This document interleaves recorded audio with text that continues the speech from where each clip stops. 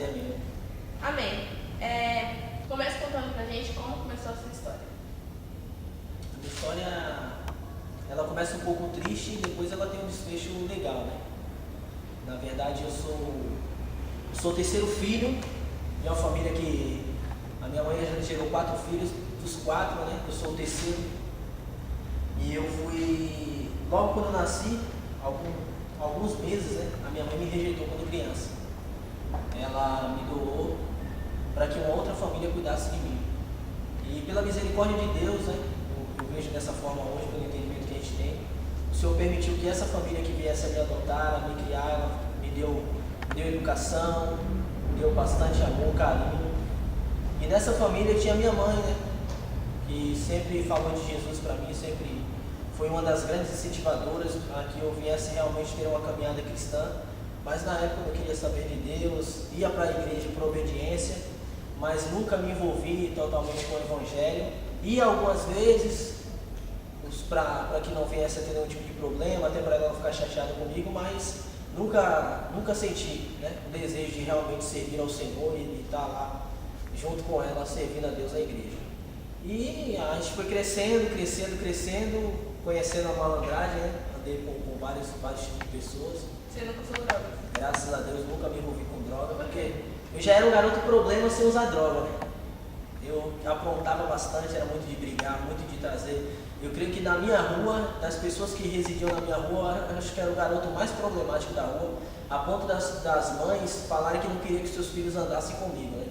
Então eu imaginava muitas vezes, se eu já sou ruim sem usar droga, imagine usando droga, né? O que seria de mim? Então, e aí foi quando eu cresci, né? Sempre envolvido em briga, jurado de morte várias vezes por conta das coisas que a gente aprontava.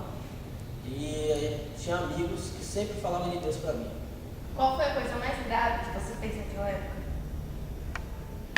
Olha, a coisa mais grave acho que a coisa que mais me envergonhou, não só a mim, mas também a minha família, acho que foi na época que a gente... Aí vai um conselho, né? Vai um conselho para você jovem, adolescente que tá ouvindo esse vídeo, né?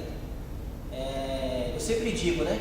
Hoje eu estou casado, mas na época a gente sempre diz que conselho, a gente nunca deve desobedecer o conselho de uma mãe, e hoje que eu estou casado, de esposa. Quando sua mãe ou sua esposa falar algo, cara, não desobedece, que você realmente vai pagar o preço. E eu paguei o preço.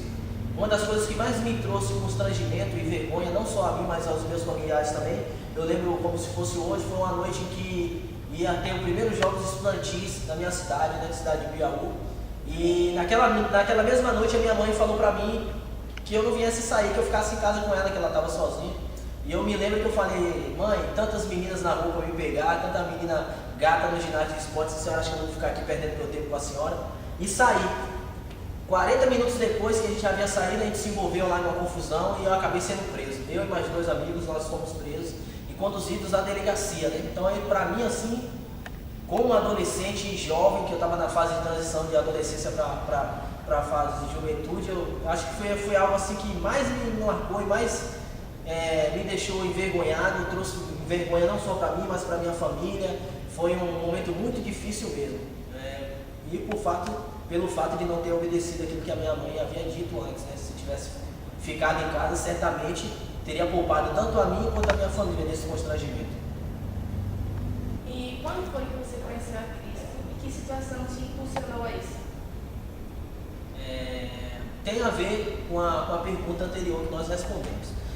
Quando a gente foi conduzido à delegacia, tanto eu quanto 2 amigos meus, né, lá na delegacia a gente já chegou, já Deus trabalhando. Eu falo que Deus trabalhando porque um dos policiais que nos conduziu à delegacia, ele, ao chegar na porta da delegacia, nós descemos do carro, né, da polícia, e ele perguntou de que família eu pertencia. E eu falei, a minha família tinha algumas pessoas que eram influentes na cidade, e ao falar de que família eu pertencia, o policial ele começou a me aconselhar, né, falar o que é que eu estava fazendo com a minha vida, quem eram as pessoas que eu estava andando, os conselhos que eu andava ouvindo, né? E o policial ali eu creio que foi um conselheiro também, né? Ele me deu bastante conselho, cara, onde você está agora, você poderia ter poupado isso, que vergonha, tem que ligar para o seu pai, tem que ligar para sua mãe, tem que ligar para os seus parentes para que eles venham te tirar daqui, sendo que você poderia estar lá se divertindo de uma maneira saudável e tal.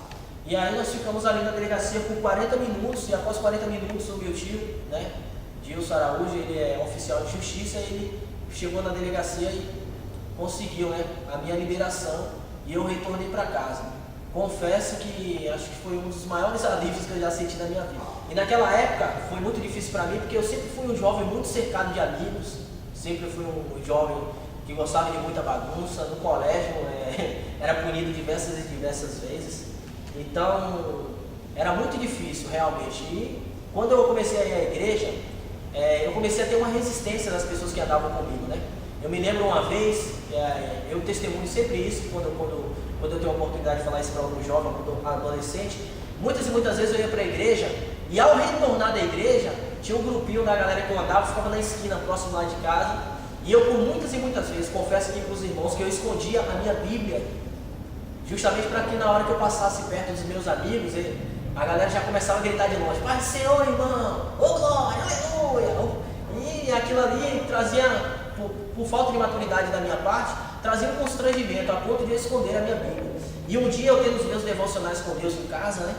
Eu pedi a Deus uma palavra que falasse ao meu coração. E naquele dia, quando eu abri a Bíblia, caiu em Mateus 10, versículo 31, 32 e 33, que falava, não tem mais vós valeis mais do que muitos pais das ilhas.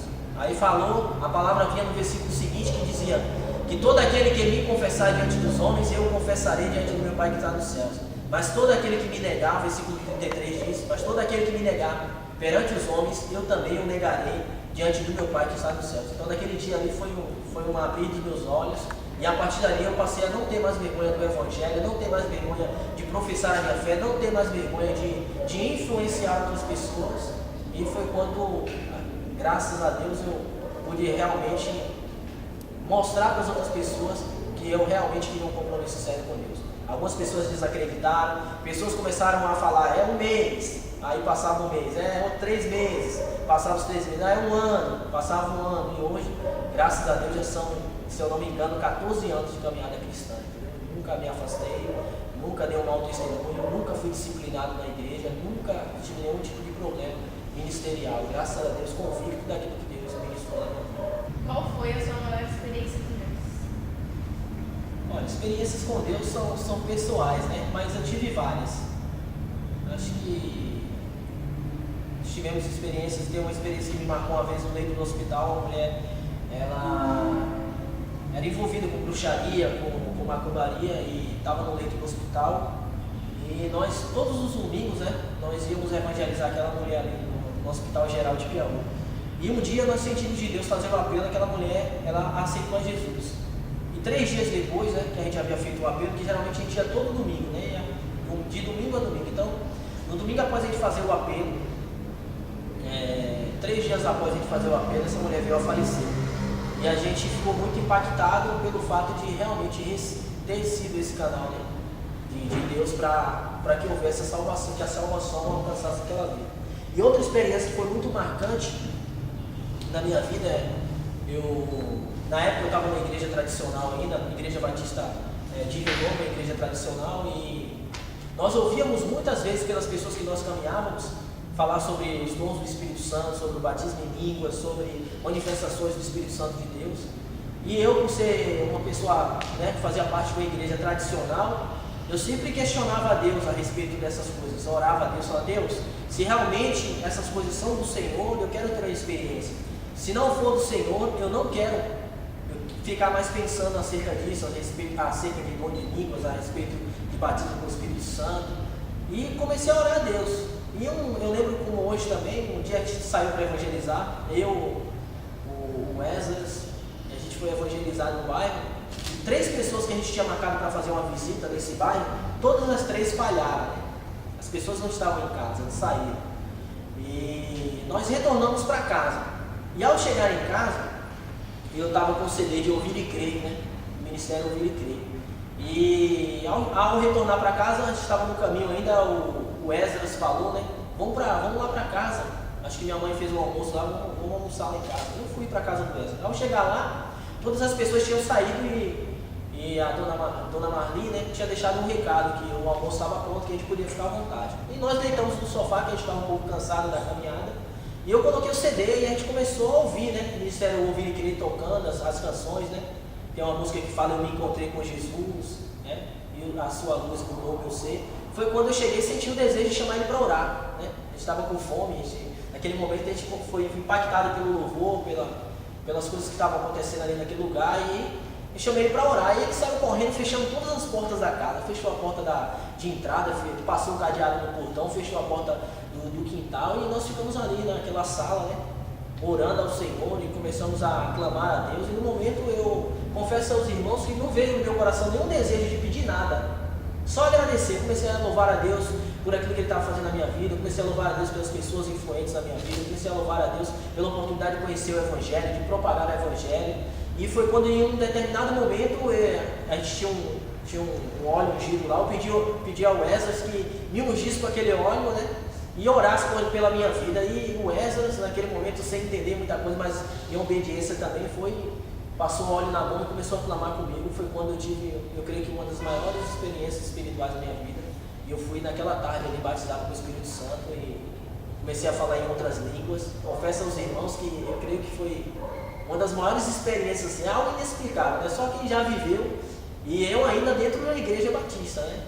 Anos depois, né? Eu creio que meses, questão de meses ou anos depois, o Senhor me deu outra direção e, debaixo, graças a Deus, da bênção, nós saímos desse ministério, né, tradicional, e fomos para outro ministério. Debaixo da bênção, eu sempre digo isso, não saia sem direção, né? Saia debaixo da bênção. Comecei com o meu pastor, pedi a bênção dele, expliquei toda a situação, ele me abençoou e eu saí na bênção, na paz. Por que Lula Max? É um pouquinho engraçado. O Lula Max veio na fase de adolescência, mudando para a minha juventude, né? A gente estava numa festa lá no ginásio de esportes, né? Sempre na minha cidade não tem micareta, costumava ter micaretas, né? E uma vez a gente estava reunido no trio, estava numa festa em frente à casa do Fabrício, né? Eu, o Fabrício, o Alex, o Ricardo, o Rony, o Aécio, o pessoal estava todo mundo junto, e do nada o trio ele começou a passar o som, né? Antes que a banda começasse a tocar, o pessoal sempre passava o som e começou a tocar uma música, né? E na música falava Lula Max, Lula Max. Aí os caras começaram a me chamar Lula Max, Lula Max, Lula Max. E aí pegou, isso foi repercutindo, o pessoal me chamava mais de Lulinha, alguns me chamavam de Lulinha, outros me chamavam de Luizinho. E a galera ficou Lula Max, Lula Max, Lula Max, e isso veio, né? Tem me acompanhado aí por anos, até hoje está aí. O pessoal me chamou de Lula Max e pegou, né? Aí acompanhou até hoje isso aí. Por que você veio para o Guarujá? Guarujá foi quase que um refúgio, né? Guarujá. Então, primeiro eu estava lá na comunidade, né? Como eu falei, primeiro fui gerado na primeira igreja batista de Rio Novo, né? Após alguns anos de caminhada ali, eu vim a conhecer uma pessoa que foi muito influente na minha vida, que foi o pastor Tiago. O pastor Tiago ele foi à Bahia com o propósito de abrir um ministério lá, né? Ele foi, na verdade, foi uma chamada missionária para iniciar o meu trabalho lá na Bahia. Foi quando nós nos conhecemos. E ao nos encontrarmos, Deus falou muito ao meu coração, né, para ajudá-lo naquele trabalho que ele ia desempenhar. Eu conversei primeiro com o meu pastor, né, pastor César. Na época eu já liderava os jovens lá na primeira igreja batista de Rio Novo. O pastor César ele foi muito sincero, falou sobre os prós e os contras de você tomar uma decisão de romper, sair de um ministério para ir para outro. É uma decisão muito delicada, porque isso pode mudar todo o rumo da tua vida, né, em todas as áreas, aspectos. E eu, como fui um jovem muito compromissado, tinha várias e várias, né, oportunidades de crescer ali onde eu estava, que era na primeira igreja batista de Rio Novo. Então eu rompi, né? O pastor César me deu a bênção, eu saí e iniciei uma célula com o pastor Tiago na casa dele, que meses depois, né, foi tomando uma proporção grande. Nós abrimos um trabalho. Na época esse trabalho era um trabalho independente, que nós não tínhamos uma igreja para nos dar cobertura. Foi quando nós recebemos a cobertura de Minas Gerais, é uma igreja chamada Atos 20, Comunidade Evangélica Atos 29, que na época trouxe maior repercussão na cidade. Por quê? Porque o livro de Atos ele só vai até o 28. E a nomenclatura, a Comunidade Evangélica Atos 29, o que é que a gente queria trazer com isso? Queria mostrar para as pessoas, né, para o nosso círculo de influência, as pessoas que estavam ali no nosso bairro, que nós somos a igreja hoje. Atos 29 quer dizer que eu, o pastor Tiago, as pessoas que estavam inseridas naquela comunidade, a gente ia continuar a escrever a história da igreja naquele tempo. Mas só que isso o pessoal começou a criticar, a dizer que a gente estava querendo colocar na Bíblia aquilo que não tinha, usava versículo que dizia que aquele que acrescentar uma vírgula, um ponto ali naquilo que Deus falou, digno de maldição. E foi uma época muito difícil para a gente, mas nós conseguimos vencer. Alguns meses depois, por não ter também, né, uma assistência legal desse ministério, porque o pastor presidente ele não tinha, né, muito tempo para estar viajando de Minas para vir nos visitar lá na Bahia. Então foi quando nós pedimos a bênção dele para que nós viéssemos sair da cobertura dele e nos filiar a outro ministério. Foi quando nós nos aliançamos, né, a comunidade evangélica de Salvador, e que hoje, né, se chama Família da Graça. Então hoje, graças a Deus, nós temos uma igreja organizada lá em Piauí. O pastor Bruno, que assumiu o trabalho, e o pastor Tiago, após, né, ter organizado o ministério estava lá fluindo, ele retornou, né, para Piracicaba. Na verdade está na cidade de São Pedro, que é bem próximo de Piracicaba. E eu vivendo alguns problemas particulares, né, tive uma decepção no trabalho, vivendo alguns problemas particulares. Liguei para o pastor Tiago para desabafar, para conversar, porque a gente era muito amigo. E ele falou: cara, por que você não vem para cá onde eu estou? Vem para cá, vem para o ministério aqui, cara. A gente vai crescer junto, a gente vai realmente abrir um trabalho aqui. Eu tenho condição de te dar uma condição legal, e eu confesso aos irmãos, vem aí outro erro e um toque para você que está assistindo esse vídeo: não dê nenhum passo na sua vida sem que Deus fale com você, né? Eu confesso que no momento que o pastor me fez esse convite, o pastor Tiago me fez esse convite, e com os problemas pessoais que eu estava vivendo lá em Piauí, eu confesso aos irmãos que eu não tive direção de Deus. Eu não orei realmente para ter a convicção, não, Deus está me direcionando a ir para São Pedro lá, ficar com o pastor Tiago. E movido pela emoção, eu posso dizer isso hoje, com base em tudo que vivi, fui para São Pedro. Eu cheguei em São Pedro, as portas se fecharam, eu não consegui emprego, tinha saído de Piauí já com o emprego certo. Ao chegar em São Pedro, as portas se fecharam. Procurei emprego em Piracicaba, que é uma cidade próxima, e mesmo sendo técnico em recarga de cartucho, conhecendo um pouco sobre manutenção de impressoras e computadores, não achei emprego em lugar nenhum. E foi quando, né, nós viemos para o Guarujá como uma porta, tipo assim, um refúgio, né? A minha sogra, vendo toda essa dificuldade que a gente estava tendo, falou: rapaz, por que vocês não vêm aqui para o Guarujá? A Thalita está grávida, vocês estão aí nessa situação, vem para o Guarujá. Foi quando nós viemos para o Guarujá. Como você conheceu o Peniel? Ministério Peniel, eu lembro que em 2007, na virada do ano de 2007 para 2008, depois que eu e Thalita nós havíamos nos casado, a gente nem Thalita não tinha visto mais a família, porque assim que nós casamos, a família dela retornou aqui para o Guarujá e nós ficamos morando em Piauí. E após alguns anos, né, de casado, a gente decidiu vir passar férias aqui. E a primeira vez que eu vim passar férias aqui, eu visitei essa igreja, né? Na época, a campanha dos 12 dias, né? Eu vim, participei, acho que são os 12 primeiros dias do ano. O pessoal tem a campanha, eu participei, achei muito interessante, gostei do louvor. Na época o Benito já estava aqui, o Reinan também já estava aqui. Eu tive contato com algumas pessoas, acho que o Leonardo, na época não era o Marcel, o Leonardo ministrava louvor aqui em 2008. E eu vim, fiquei impactado, falei para a Thalita: pô, que igreja abençoada, se um dia a gente vier para cá, eu quero fazer parte dessa igreja. Isso em 2008, ó. Eu nem imaginava trabalhar de Deus com tudo isso. Fui embora. Terminou as nossas férias, voltamos para a Bahia, teve toda essa situação que eu falei, né, transição para São Pedro, depois de São Pedro nós viemos para o Guarujá. E ao chegar no Guarujá, eu comecei a peregrinação, né? O que é peregrinação? É você procurar um lugar para você se encontrar, né? Então a gente foi, eu lembro que a gente foi em algumas igrejas, dentre elas a que a gente mais se identificou foi a Palavra de Vida e o Ministério Peniel. Então a gente foi na Palavra de Vida, na época chamei o pastor João, nós conversamos, cheguei aí no gabinete do pastor João, batemos um papo, conheci o Heber, que era ministro de louvor lá, conheci o Gustavo, que era líder dos jovens, me apresentei para todos eles, mas dentro daquela realidade, eu realmente não me achei totalmente, entendeu? Não me senti totalmente acolhido. Pastor João, não tenho o que falar. Pastor Estênio foi uma pessoa que me ajudou muito também, um homem de Deus, tremendamente usado para me instruir, para me ajudar. Mas a gente não se encontrou. Thalita também não se encontrou no Ministério Palavra de Vida. Foi quando a gente ficou uns 3 meses sem congregar. Aí eu parei, não fui mais em igreja nenhuma. E comecei a viver, creio que uma das maiores crises ministeriais da minha vida, né? Eu comecei a querer questionar Deus. Olha que coisa terrível. Eu, na minha limitação, querendo questionar Deus. Aí comecei a querer jogar na cara de Deus: Deus, mas eu sempre fui envolvido na tua obra, eu sempre fui envolvido nos trabalhos, fiz de tudo, ajudei na tua casa, e hoje eu estou passando por tudo isso, onde eu vou as pessoas não acolhem, onde a gente vai, dificuldade aqui, dificuldade ali. E ali eu vi realmente que eu estava servindo a Deus por aquilo que Ele me dava e não por aquilo que Deus era.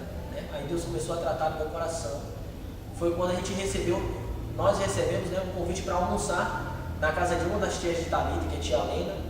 E a tia Lena é mãe da Simone, que congrega aqui na PNL, né? E a Simone foi e me convidou: Lula, vai ter uma campanha. Que campanha?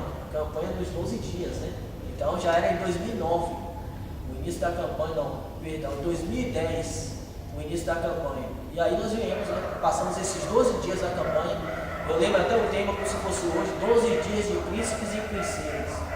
Então nós passamos por essa campanha e após a campanha, eu sentei com o pastor Jesus, contei a minha história para ele, ele me abraçou, falou: não, vamos caminhar junto, e estamos aí porque Deus vier, e estamos aqui até hoje. E como foi se adaptar ao novo ministério? É muito difícil, né? Essa fase de adaptação é muito difícil porque a gente teve até alguns conflitos, né? Na caminhada, por quê? Porque quando a gente vê de um outro ministério, a gente quer, junto com o ministério, junto conosco, a gente quer trazer as bagagens, né?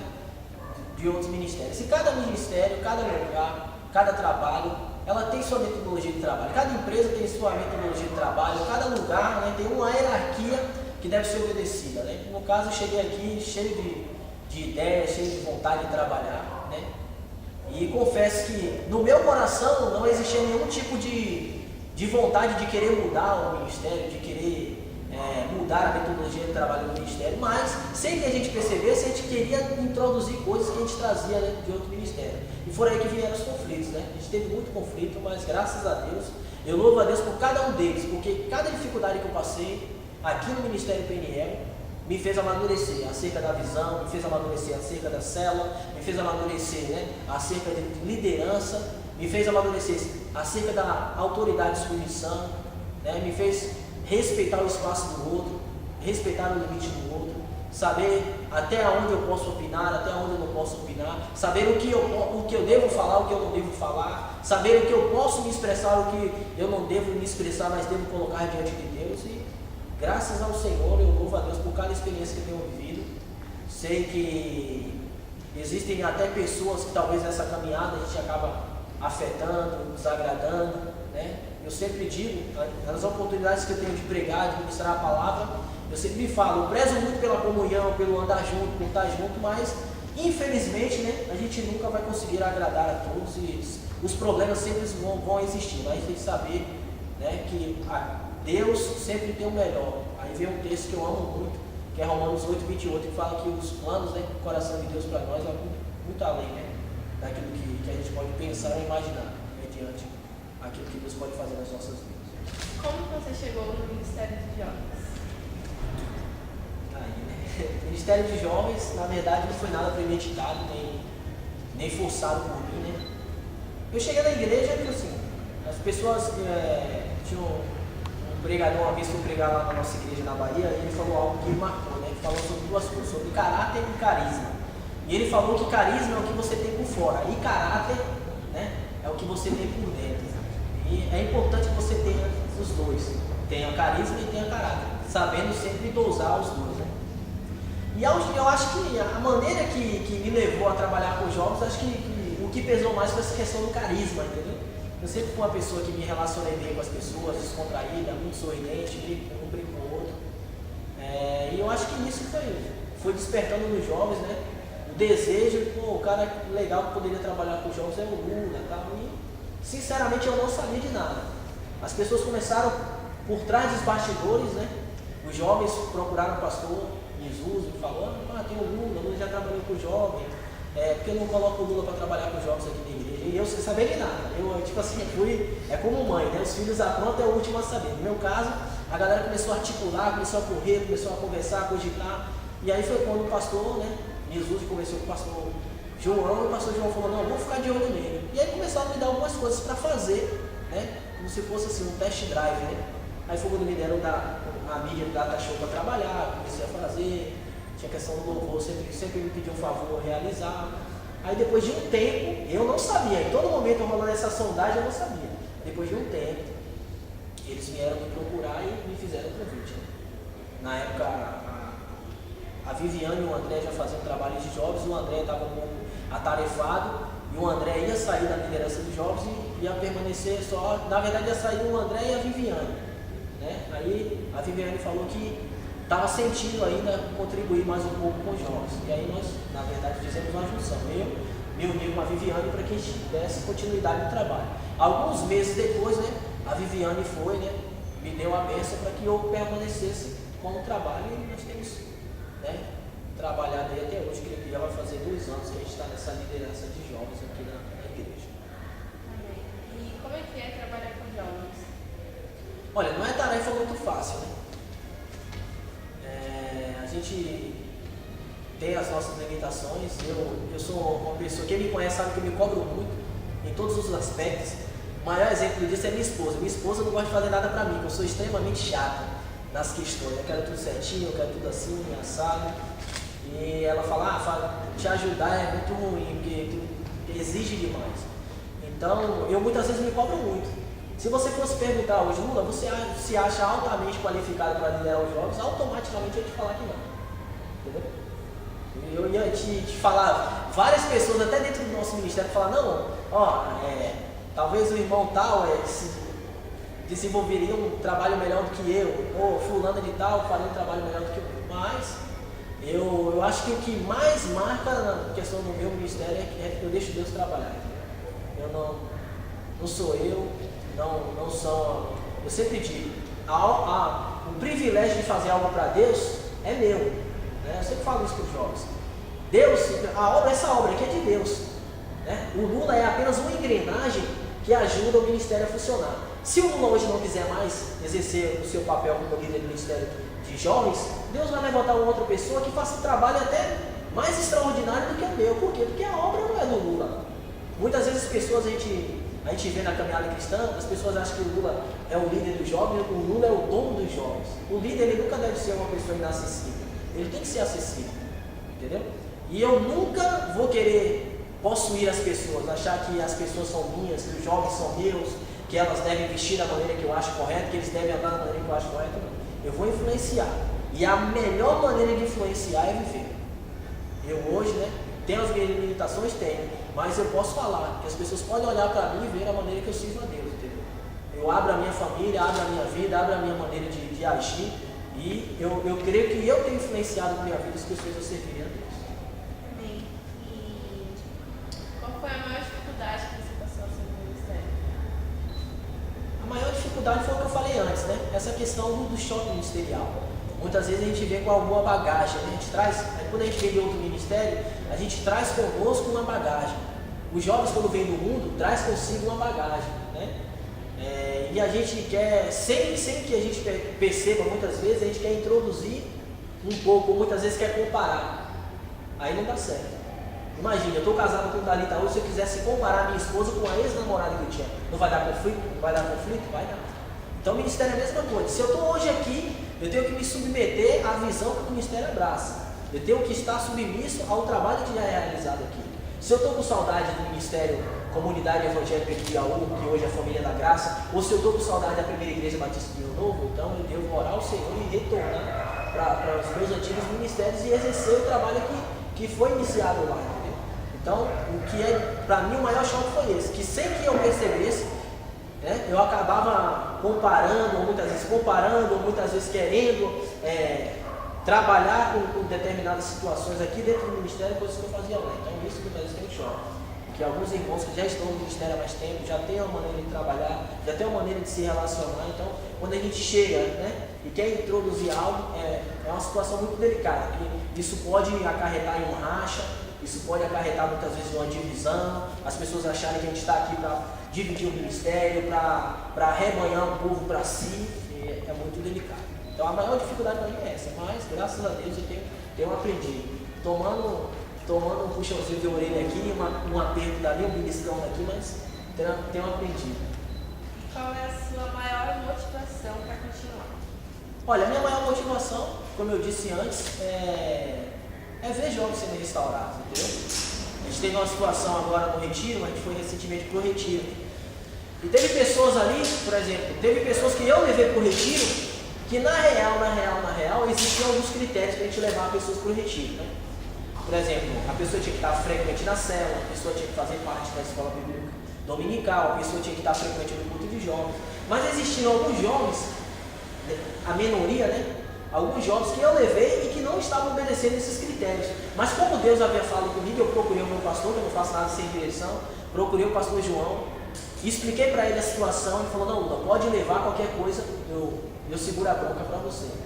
E aí eu levei. E lá eu vi essas pessoas recebendo de Deus, essas pessoas chorando, as pessoas se lançando ao chão, as pessoas se quebrantando. Então para mim é isso que me motiva, entendeu?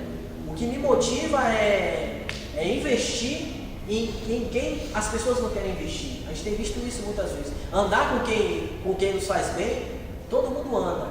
Andar com pessoas que são bênçãos, todo mundo quer andar. Mas andar com os... Eu vou falar uma palavra que é um pouco pejorativa, mas não vou dizer os marginalizados, mas tipo assim, dentro da igreja existem aquelas pessoas que, infelizmente, vão precisar de muleta a vida toda na fé. De pessoas para dar um empurrão, de pessoas para poder dar um incentivo. Então andar com essas pessoas que dão trabalho, poucas pessoas querem investir. Poucas pessoas querem discipular, poucas pessoas querem perder um pouco do seu tempo para ir visitar, poucas pessoas querem chamar para comer um lanche, para escutar o que aquelas pessoas têm para dizer. Ou muitos hoje julgam, muitos hoje colocam o cara mais para baixo, muitos hoje jogam o cara lá no buraco e querem jogar terra, mas poucos se colocam ao lado para saber o porquê que está ocasionando, está levando aquele jovem a ter aquela atitude, o que está levando o cara a se esfriar, o que está levando aquele jovem a andar com essa vida errada dentro do campo. Então, o que mais me motiva é investir na vida dessas pessoas que ninguém dá crédito. E é um trabalho que a gente fala, né? É como um prefeito. O prefeito muitas vezes não quer investir no esgotamento público, porque são obras que ficam embaixo da terra, a gente vê. O cara quer construir casa, o cara quer construir escola. Então, trazendo para a nossa realidade ministerial hoje, ninguém quer investir nessas pessoas. Por quê? Porque isso ninguém vê. Ninguém quer fazer um culto aqui, encher a igreja de pessoas, quer trazer uma banda, encher a igreja de pessoas, porque isso todo mundo vê, lotou, fez um culto, encheu, mas cuidar de cada um, trabalho de formiguinha, uma coisinha outra, coisinha outra. Isso aí são poucos, e é isso que me motiva, é investir nessas pessoas. Resumindo, tudo isso que você passou na sua vida, que mensagem você tem para passar para as outras pessoas? A mensagem que eu tenho para passar para todas essas pessoas que estão assistindo esse vídeo é que tudo isso que eu vivi foi uma grande estratégia de Deus para que pudesse hoje, eu viesse a ter uma comunhão com Ele. Então, talvez você esteja passando por problema, por dificuldade, por adversidade, saiba que todas essas situações que você tem vivido são estratégias de Deus, permitindo que você se achegue mais próximo dele. Então, fica atento. Deus tem uma obra grandiosa para realizar na sua vida. Agora, para finalizar, vamos para a escola. Família. A base de tudo. Casamento. De suma importância. Ser pai. Uma bênção que Deus dá. Um medo. De perder o temor. Meu maior defeito é falar a verdade na cara. Um sonho. Ver jovens totalmente dispostos a servir a Deus de todo o coração. Igreja. Lugar de comunhão. Ministério. Importante, mas não é o essencial. Espírito Santo. Amigo. Deus. É o dono de tudo. Ele dá dons, mas um dia ele volta para prestar conta com aquilo que ele deu. Finalizamos aqui. Lula, obrigado por estar disponibilizando seu tempo para estar aqui conosco. Foi uma bênção. Beleza, fico contente de estar sendo uma influência na vida de outras pessoas, contar um pouco das nossas vidas, para abençoar a vida de outras pessoas e influenciar essas pessoas a viverem uma vida de santidade diante de Deus. Amém. Eu creio que quem assistiu o vídeo foi edificado. Bom, irmãos, fiquem na paz. Até a próxima.